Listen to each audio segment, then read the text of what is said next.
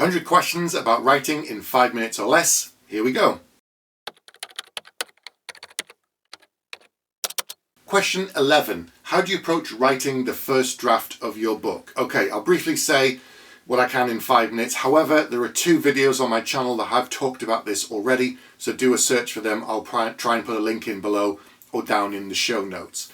Your first draft is you telling the story to yourself. It is you getting all of the information out of your head, all of the notes that you've gathered together and turning them into something.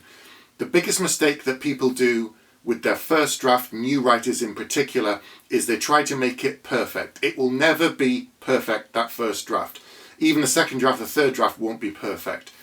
Whether you're self-publishing or going down the traditional published route, your book will go through a number of revisions. It is standard, it has to happen. It isn't changing your story, it isn't breaking your story, it isn't taking away your story. It's refining the story based upon what you've done. You can't begin to do any of those things, any of that kind of clarification process of the story until you've done this first draft. You must get it done. Don't get caught in the endless loop of trying to edit it. When I'm writing a first draft, what I'm trying to do is get to the end of it as soon as possible. That doesn't mean rushing through it. It doesn't mean ignoring things. It means trying to get the book into a format that you're reasonably happy with. I never leave something to come back to. Like I don't say insert cool fight scene and then have to go back and do it. That isn't a first draft. You haven't even finished your first draft. You must write the whole of the story from start to finish, all of the chapters, everything in there, so there are no gaps. Then the real work begins. But on this first draft, what I tend to do is I write as long as I'm in my process, as long as I'm in the number of hours I've got writing, and finish it. The next time I come back, I'll glance at the last couple of page or two, refresh myself, tweak them, only just a little bit to get myself back into the flow, and then I move forward again.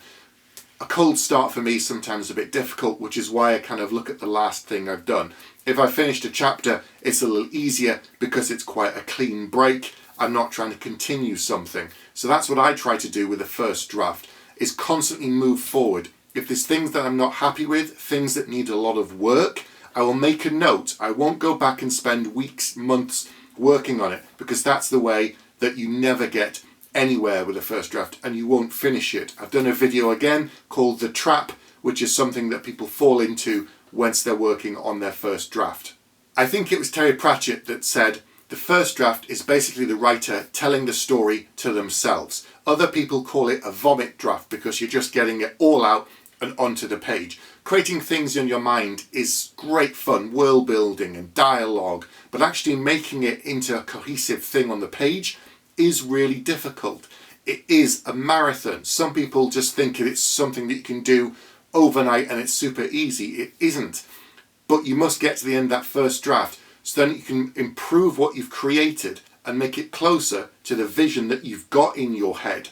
When I mentioned the trap, falling into that constant editing cycle, what some people I've heard will do, they'll say is, well, if I work on it more in this first draft, it won't need edits further down the line and therefore it can, move forward a lot faster. That isn't true, because you can't predict how other people, when they look at your book, are going to interpret it. They don't have the same vision for you. You can tell them what the book is about, you can explain it, give them a synopsis, give them the blurb, but when they read the book, they're looking at it through their own particular lens. You've told them it's about X, but when they read the book, they might say, I'm not really getting that at all. I've read the story and the themes aren't coming through as you've described them. So therefore you should be listening to their feedback.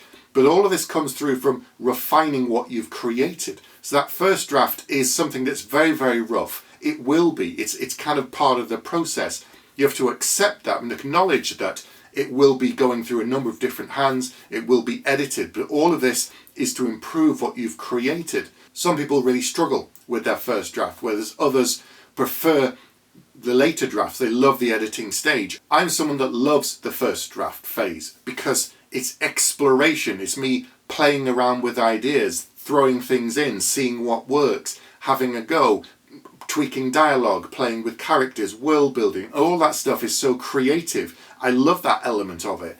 The editing thing is probably that I struggle with the most, because then we're kind of roughing off the edges that feel a bit coarse, that don't quite work, and it's refining it. And I find that more difficult. So I love that first draft phase because it's completely free. and I'm not worrying about anything else. That comes later. So enjoy that first draft. Have fun with it, but don't get caught in an endless editing cycle, because it will have to be revised many times further down the line from a number of different people's perspectives.